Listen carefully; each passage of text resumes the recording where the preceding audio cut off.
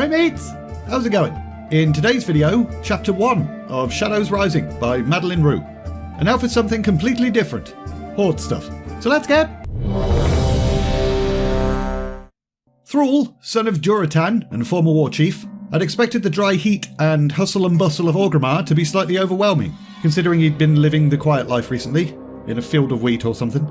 But 'twasn't the case. He'd managed to slip back into the Horde city's rhythm with surprising ease. And in a way, that actually kind of scared him. Things had changed, of course. The Horde had changed. It had become pretty clear that they could no longer be ruled by a single war chief, for example, which was exactly why this council existed, and we're currently sat in Grommash Hold having a little brain trust meeting. Two young Taurens stood at the centre, giving their report. They'd captured 2 Dark Ranger spies in the Northern Barrens, but the buggers swallowed some foul concoction and died before they could be questioned. At least they could no longer act as the Dark Lady's eyes in Durotar though, so it hadn't been a complete waste of time. And that news was good enough, so everyone around the room clapped and cheered whilst the 2 braves stood tall, looking really proud of themselves. Thrall, however, couldn't help but wonder how much longer these 2 would live. How long before they got themselves killed in another pointless war? No, they were putting a stop to that. That was the purpose of this council, to put a bit of bureaucracy in place and stop one person from being able to push the big red button on a whim. Well done. Bravely done. A toast to these fine soldiers of the Horde. Loktar. Thrall raised his cup, but his eyes fell on an empty seat beside Lorthamar. It seemed almost too ironic.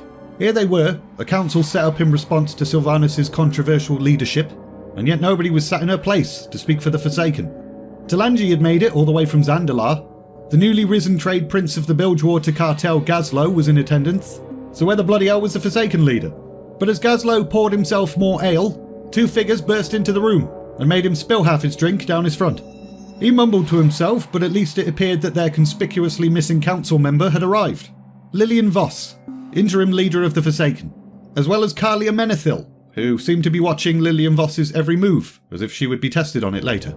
And then there was awkward silence, because nobody seemed to know what to say, until Thrall stood up and opened his arms wide. Your absence was keenly felt. The Horde is not the Horde without the Forsaken.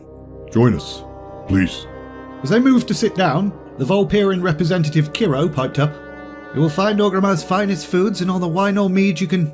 you don't... You know what? Never mind. Kiro looked pretty embarrassed, but his little goof actually managed to break the tension somewhat. Gazlo, in particular, thought it was bloody hilarious.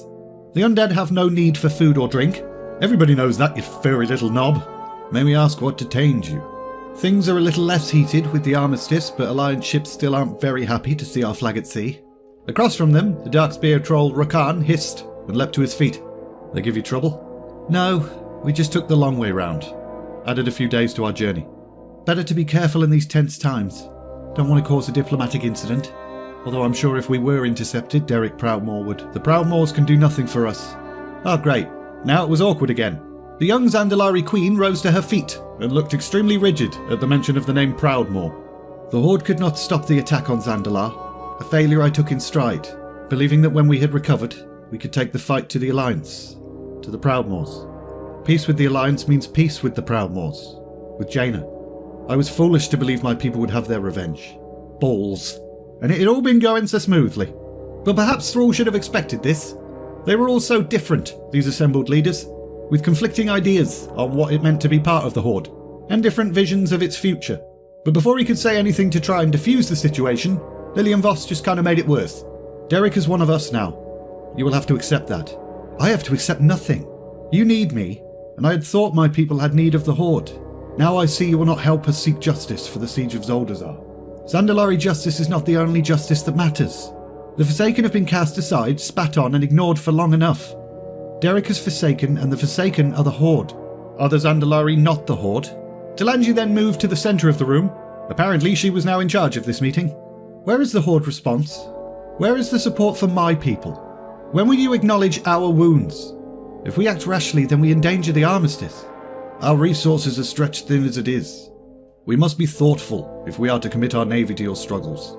Perhaps diplomacy is the answer here, and a delegation could be dispatched to Coltiris to delegation, diplomacy. My ancestors be weeping to hear this cowardly talk in Grommash Hold. Well, at least there's still one amongst you who hasn't lost his balls. We all have our grievances, but those must be weighed against the interests of the Horde. It is not easy, Your Highness. Nobody thought it would be. In time, we can seek to right the wrongs done to the Zandalari. In time. It was at this point that Thrall realised he was one of the only peeps still sat down. Pretty much everyone else had got up and started arguing over their own little petty grievances. Like G. Firepaw, for example, who was just like, I don't know why I even bother coming to these, to be honest.